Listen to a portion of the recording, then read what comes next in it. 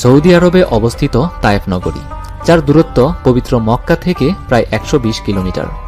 এর উচ্চতা সমুদ্রপৃষ্ঠ থেকে প্রায় ৬,০০০ ফুট।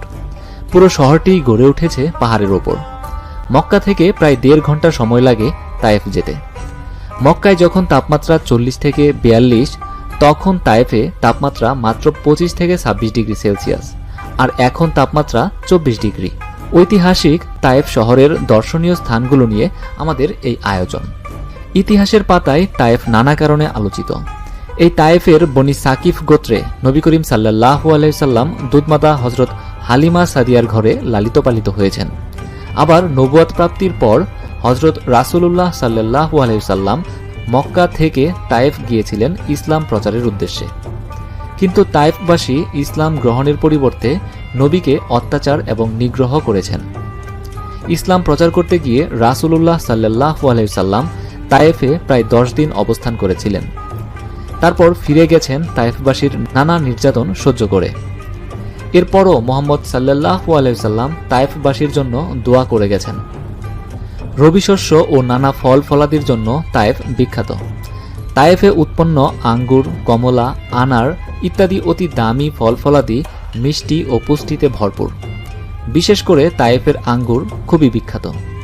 এছাড়া তায়েফে উৎপাদিত সবজি সৌদি আরবের চাহিদা প্রায় ৩০% পূরণ করে, আর এইগুলো উৎপাদন করে বাংলাদেশি রেমিটেন্স যোদ্ধারা। এছাড়া তায়েফকে বলা হয় ঐতিহাসিক ও প্রাকৃতিক সৌন্দর্যের লীলাভূমি, চমৎকার সাজানো গোছানো শহর। শহর জুড়ে রয়েছে নানা ভাস্কর্য। হযরত আব্দুল্লাহ ইবনে আব্বাস মসজিদ তায়েফ শহরেই অবস্থিত। এটি তায়েফের কেন্দ্রীয় মসজিদ। এখানে তার মাজারও অবস্থিত। হযরত আব্দুল্লাহ ইবনে আব্বাস রাদিয়াল্লাহু তাআলা আনহু হলেন রাইসুল মুফাসসিরিন, অর্থাৎ এই দুনিয়াতে যত মুফাসসিল তাফসিলকারক রয়েছেন সবার প্রধান হিসেবে তিনি আজীবন থাকবেন। হযরত ওমর ফারুক রাদিয়াল্লাহু তাআলা আনহু যদি কখনো কুরআন হাদিস এর ব্যাখ্যার ব্যাপারে কোনো সমস্যায় পড়তেন, যেগুলো কুরআন হাদিসে সরাসরি ছিল না, তার ব্যাখ্যা তিনি আব্দুল্লাহ ইবনে আব্বাস এর কাছ থেকেই নিতেন। মসজিদ সংলগ্ন একটি লাইব্রেরিও আছে। সেটি অবশ্য জনসাধারণের জন্য উন্মুক্ত নয়, তবে সেইখানে প্রাচীন অনেক কিতাবের সংগ্রহ আছে। বর্তমানে এর ভেতরে এবং মাজারে প্রবেশ করতে দেওয়া হয় না। তার কিছু অভ্যন্তরীণ কারণও রয়েছে। তারপরও হজ এবং উমরাতে আসা হাজিরা এই মসজিদটি দেখতে এই তায়েফ শহরে আসেন। হযরত আলী রাদিয়াল্লাহু তাআলা আনহু এর মসজিদ এর একটু সামনেই সেই বিখ্যাত বুড়ির বাড়ি। এটিও তায়েফ শহরেই অবস্থিত।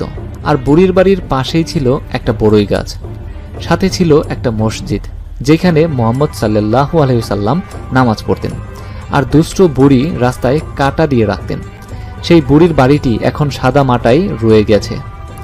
হজ ও উমরায় আসা হাজিরা এই বাড়িটি দেখতে আসেন, তবে এখন ভেতরে প্রবেশ করা নিষেধাজ্ঞা রয়েছে, কারণ অনেকেই সেখানে গিয়ে বিভিন্ন নিয়ত করে তাবিজ, কবজ, দোয়া ও পরিষ্কার পরিচ্ছন্ন করে, যা সে দেশের মানুষ বেদাত বলে মনে করেন।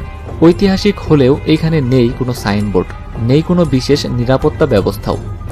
এই বুড়ির বাড়ির পেছনেই রয়েছে একটি পাহাড়, যেই পাহাড়ে একটি বড় পাথর এখনও ঝুলে আছে। ইসলাম প্রচারে আসা মুহাম্মদ সাল্লাল্লাহু আলাইহি সাল্লামকে তায়েফবাসী রক্তাক্ত করে ফেলতেন। তখন ফেরেশতারা এই পাথরটি ফেলে তায়েফকে ধ্বংস করে ফেলতে চেয়েছিলেন। এছাড়াও মসজিদ আল কুফ, মসজিদে আদম সহ আরও বেশ কিছু মসজিদ, হুজুর সাল্লাল্লাহু আলাইহি সাল্লাম এর দুধমা হালিমার বাড়ি, দৃষ্টিনন্দন পার্ক, হোটেল, রেস্তোরাঁ, স্কুল ও হাসপাতাল সহ সমৃদ্ধ এই তায়েফ শহর। বন্ধুরা, এই তথ্যগুলো ইন্টারনেট থেকে সংগ্রহ করেছি। কোনো ভুল হলে কমেন্ট করে জানাবেন, সংশোধন করে ফেলব। ধন্যবাদ।